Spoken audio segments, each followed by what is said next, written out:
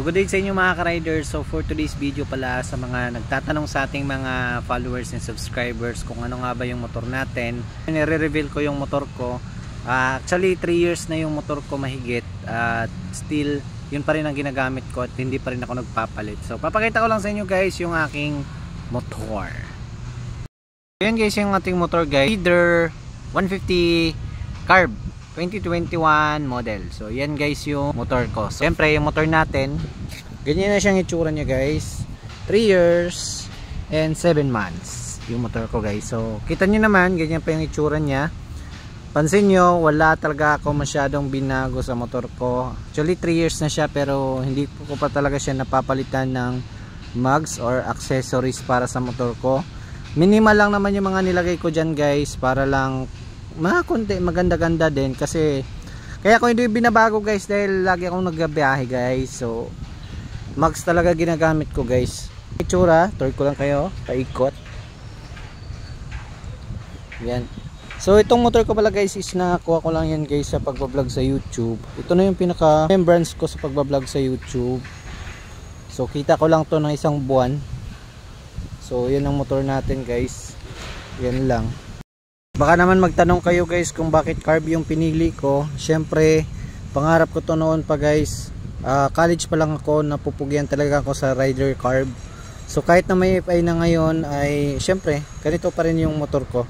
Naka-carb pa rin ako.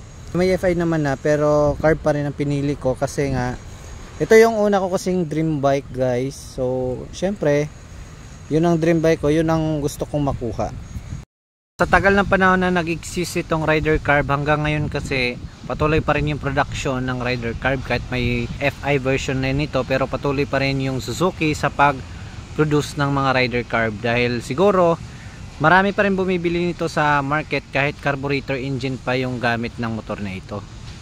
Guys, i-share ko lang sa inyo yung mga binago ko dito sa motor at mga pinalitan, at ano yung madali masira sa motor na ito, at ano yung naging experience kong problema kapag bumili kayo ng ganitong carb. Experience ko lang din naman yun, pero sa mga nanonood natin na merong rider carb, baka na-experience nyo rin yung na-experience ko. Dito muna tayo guys sa aking panel gauge ko. Mapapansin natin na blue yan. So binagay ko siya guys sa blue na color. Siyempre blue yung motor natin. Actually sa Shopee lang yan mabibili. Film lang to. Open lang natin. Siya guys, blue. At kitang kita naman yan sa gabi. Kahit na blue, may tinted yan na blue, ay napakaganda guys na merong tinted para hindi siya magasgasan yung ating panel gauge dito. So yan pala yung odo niya guys. So meron na siyang 20,000. Yan pa lang natakbo ng motor ko dahil short distance lang naman ito papunta sa aming trabaho. Ganyan lang kalaki yung kanyang odometer sa loob ng 3 years and 7 months. Siyempre dito yung handle grip natin, meron RCB tayo, Showa na no brake. Ayan, brake handle. Meron tayong clutch handle, so Showa. Shopee lang din yan. Ito guys, type A na domino switch. So ganito siya guys ang style. Ang meron lang nito guys, meron siyang high and low. Ito high and low guys, tapos hazard, tsaka patayan ng ilaw, tsaka meron siyang pass switch. So ito yung type A guys, mabibili nyo lang din to sa Shopee, type A na domino switch. Ibang iba to sa domino switch na may kulay orange, kasi ito nakahiwalay yung kanyang starter. Yung isang domino switch kasi guys, merong starter dito, so hindi mo na magamit yung starter dito. So ito lang binili ko dahil para magamit ko rin yung isang switch dito, yung starter. So yan, pinalitan ko rin yan. Then syempre meron tayo mga titanium bolts dyan. Ayan, titanium bolts. Tapos meron tayong phone holder syempre para sa cellphone natin. Ito naman tayo guys sa kanyang harapan guys. So yung headlight niya naka blue lens to guys. Tapos pinalitan natin yung bulb type na ng LED. LED na yan guys. Pero bulb type pa yung turn signal light nito. At yung dito niya naman guys is LED na rin yan, pinalitan ko. So pakita ko lang sa inyo, meron na rin pala itong eyeline guys sa kanyang headlight. Silip ko lang sa inyo. So ganyan siya guys. Meron na siyang park light. Meron tayong eyeline dito.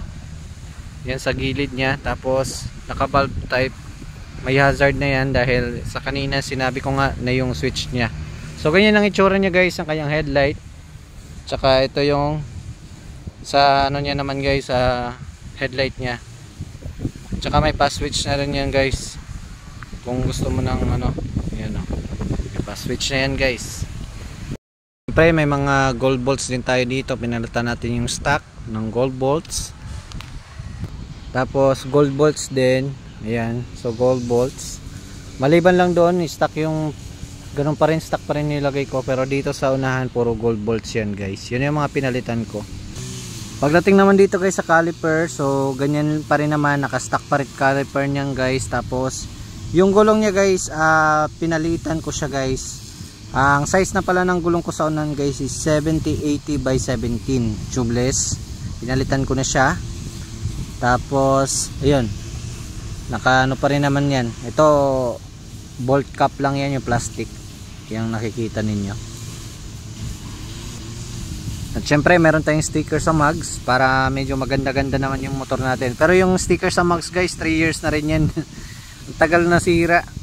So baka palitan ko na rin yan dahil medyo pudpud na yung ibang sticker nya. So papalitan natin ng bago. Dito naman sa kabila guys, so meron tayo dito pinalitan na aftermarket na muffler tip. So gasgas na nga yan kasi madali itong magasgas dito pag nabangga lang. Ayun o, may gasgas. So yan lang naman gasgas niya. Pinalitan natin to. Sa Shopee lang din yan. So dito pala guys, pinalitan ko na rin yung stock niya. So pinalitan ko na siya ng yung may color chain, tsaka yung silver na sprocket sa likuran. Tapos pinalitan ko na rin guys yung stock nito na gulong. Pinalitan ko rin dito sa likod. Yung size naman sa likod guys is meron tong size na 80-80 by 17. So pinalitan ko na siya. Sa likod guys, pinalitan ko na rin yan ng LED na taillight para mas matagal yung lifespan niya, kasi nasira yung dati niya, yung original niya na bulb type. So pinalitan ko na siya ng LED. So hanggang ngayon buhay pa rin yung ating LED. Sa likod guys, pinalitan na natin yung chain adjuster niya ng bago kasi medyo luma na siya. Pinalitan ko na siya ng bago. Yung preno niyan guys, aftermarket na yan dahil pudpud na yung original yung preno. Napalitan ko na rin. Sa likod nagbili tayo ng plate holder para dito, para malinisan natin yung ilalim. Kasi kung walang plate holder to, yung plate niya nakalagay dito, so mahirap linisin yung dito sa pinakailalim. So pinalitan ko siya ng plate holder para maaangat lang tong plate natin.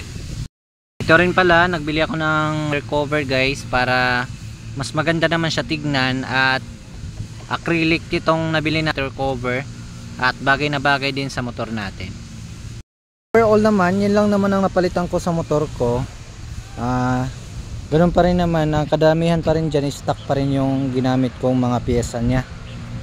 Next naman natin, so ano ba yung issue, yung madali masira dito sa rider carb. Unang-una sa nasisira dito sa rider carb is yung bearing niya sa unahan. So naka-3 palit na yata ako guys ang bearing niya sa unahan, kasi yun ang madali masira. Pero dito sa likod, stock pa rin yung gamit ko, hindi pa rin siya napalitan. Same pa rin yan yung sa stock. Pangalawang issue guys, madali masira is yung kanyang side mirror guys. Nagkakaroon siya ng white spot sa side mirror niya. Di ko lang alam kung bakit ganun, nagfi-fade siya. At yun, siguro naranasan din yan sa mga naka-rider carb.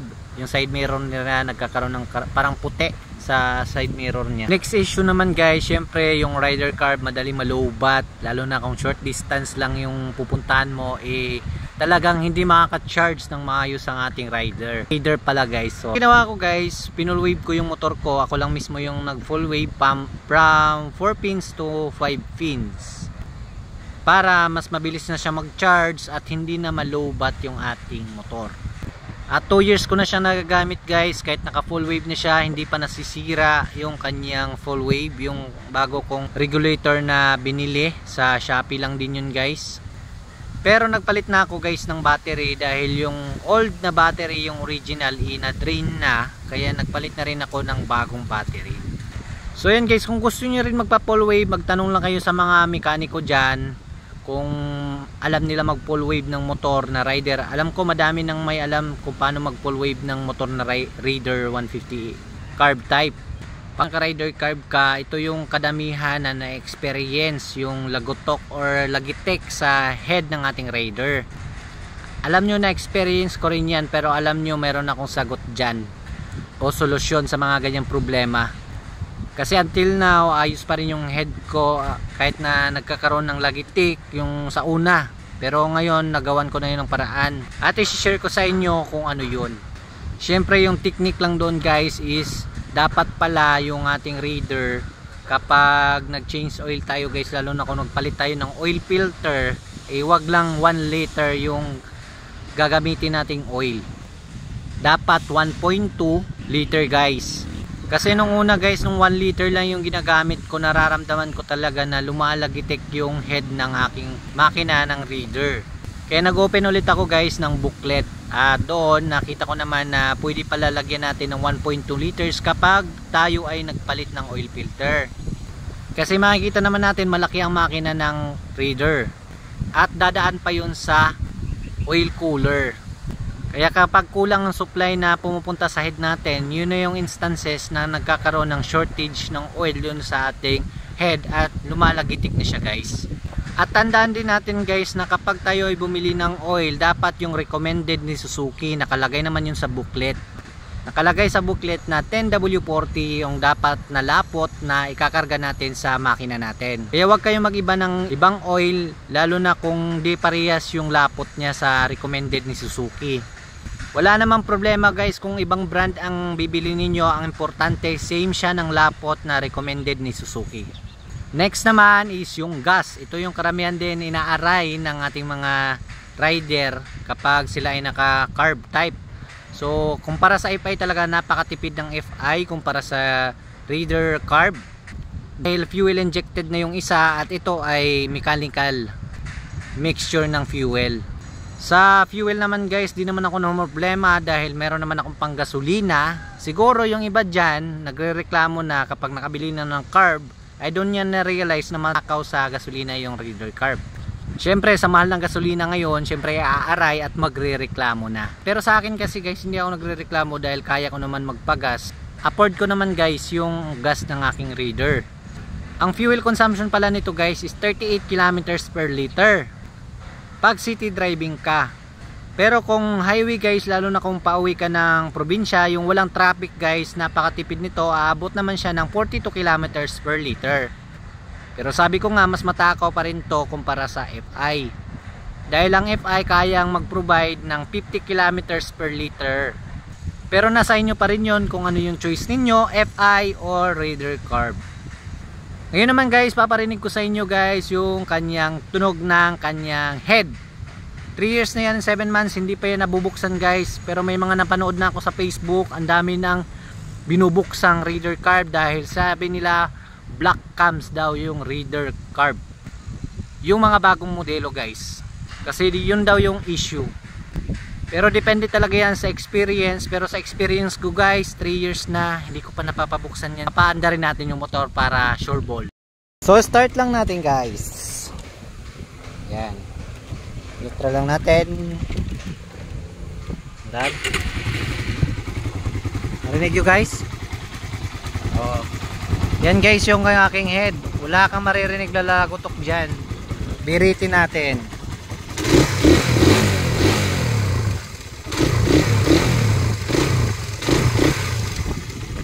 Okay na okay pa rin yan guys. Nakadepende pa rin yan sa experience mo. Kung alam mong sobrang parang lingan na yung makina mo, ibang iba na yung issue na yon. So hindi na kaya ng oil yon. So punta ka na sa mekaniko.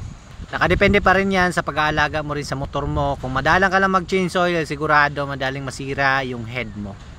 Kaya importante talaga guys na alagaan natin yung motor natin, lalo na kung pinaghirapan natin yon na nakuha, ay dapat alagaan din natin. Kasi kung hindi tayo marunong mag-alaga sa ating mga gamit na pinagpundar or pinagpaguran, ay madali talaga masira guys.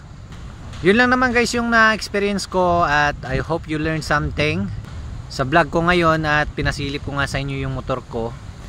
Syempre kung may katanungan kayo guys, pwede ka mag-comment dyan sa baba. Syempre huwag nyo kalimutan mag-subscribe at mag-follow na rin sa aking Facebook page para lagi ko yung updated sa ating mga videos. Yun lang guys, maraming salamat sa panonood at sa susunod na review or sa vlog ko. Bye bye!